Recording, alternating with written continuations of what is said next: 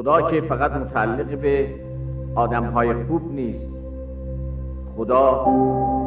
خدای آدم‌های خلافکارم هست و فقط خود خداست که بین بندگانش فرقی نمی‌گذارد. فی الواقع خداوند اند لطافت، اند بخشش، اند بیخیال شدن، اند چشم‌پوشی و اند رفاقت هست.